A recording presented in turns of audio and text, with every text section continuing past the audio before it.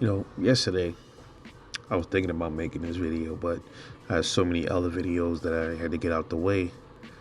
But now I have a little bit of time, so I think I'll just probably um, discuss it right now. So we know Errol Spence has a fight with Udina Sugas coming up next month, and the whole boxing world's waiting to see what's going to happen after that fight. Assuming Errol Spence wins and beats Ugas, everybody's waiting to see what's Errol's next move. What's he going to say? What is he going to do after Ugas? And most of us are anticipating for him to fully call out Terence Bud Crawford after that match.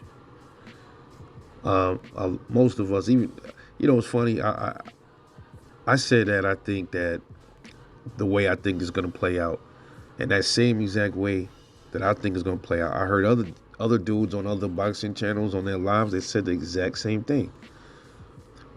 Errol's going to call out Bud to save face for the public, for his fans. They're going to get in the negotiation room, lowball Bud. Bud likely is not going to take the lowball offers, and he's going to skirt up to 154 pounds, drop the WBO, and then somebody else is going to fight for that vacant belt. Then Errol's going to come in and swoop in, beat that person, and then boom, then you go undisputed at 147. Or scenario B, Bud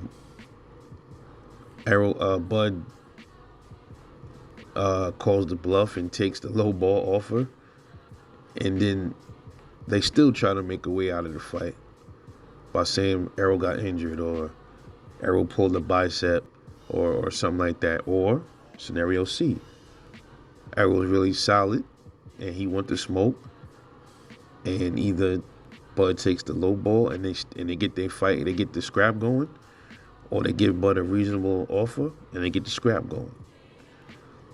It's only those three things that can happen, and I think the first one is going to happen. But let's just say Bud gets negotiations and then they offer him 70-30 or 80-20. Hell, we'll even go as low as 90-10. Should Terence Crawford take it? Now, most of us is going to say, hell nah, man. Why should he take a 90-10? Why should he take a 70-30 or an 80-20? And I understand that. I get it. Absolutely agree. But think about it from a different standpoint for a second. Suppose they did lowball Terence Crawford and he took like 90-10, which is severely lopsided. Suppose he took that and said, well, you know what? I'm going to bite down because I'm confident in my abilities, and I'm going to whoop this boy ass in front of the world for 90-10. And guess what? I made way less, and I whooped him. I whooped the big fish. I took his belts. Now I'm the big fish. And now I'm the man. And I'm the cash cow. You can equate that to, like, if you work in a salary 9-to-5 job and they say, yo, listen, you want a promotion? If you take the promotion, you get X, Y, and Z perks with this promotion.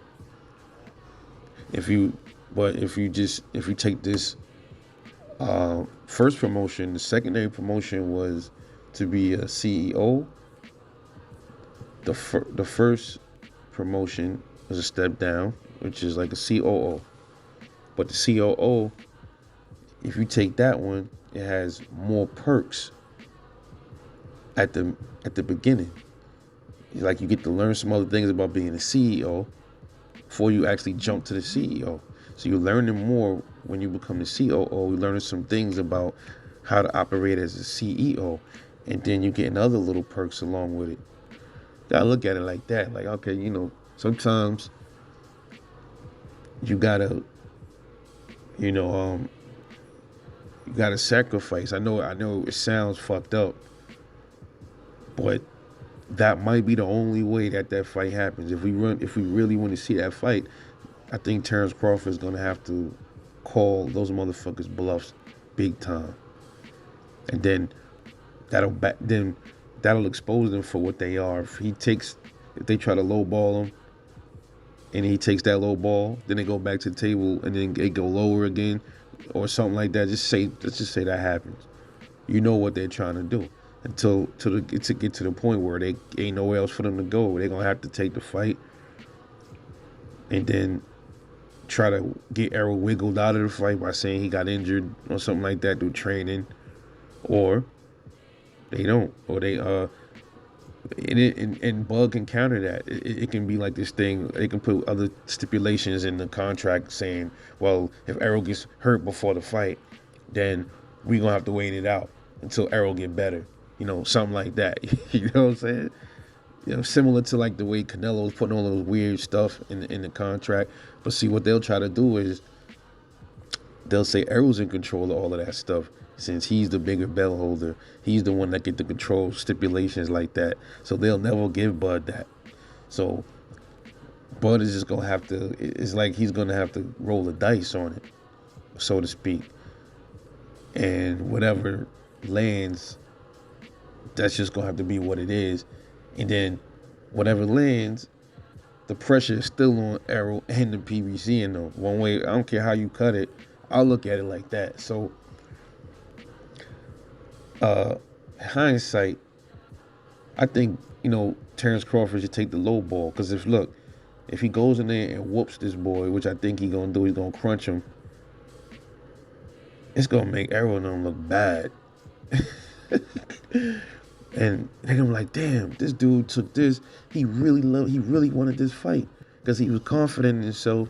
And this is the reason why they kept lowballing this guy. Just gonna come out just like that. I'm telling you. Watch. I'm rarely wrong about shit like this. I told you guys, go back and look at my video I made way before the Porter fight. It's called Terence Crawford versus Sean Porter. How will it look? I said this may very well be the first time Sean Porter gets stopped. And it's going to be round 10. How did I know it was going to be round 10? I don't be guessing this shit. It should be...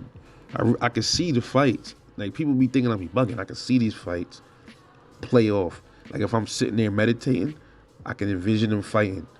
But when I'm wrong about a fight, I don't focus as much in the meditation. And it throws me off. Where I can't get to tell. I'm telling you, I won a lot of money off of some of these things, man. Just me doing this. I'm serious. So we'll see. Let me know what you think about that, man. I mean, it's just a different aspect of it that a lot of people don't really talk about, but this is a chess game, man. And Terence Crawford's gonna have to play it accordingly, man, because he's dealing with dudes and a company that seem like they want to blackball him. So they want to play blackball, then he's gonna have to play the bluff game with him. It's just that simple. But anyway, let me know what you think. Drop a comment, like, and subscribe, and I'm out.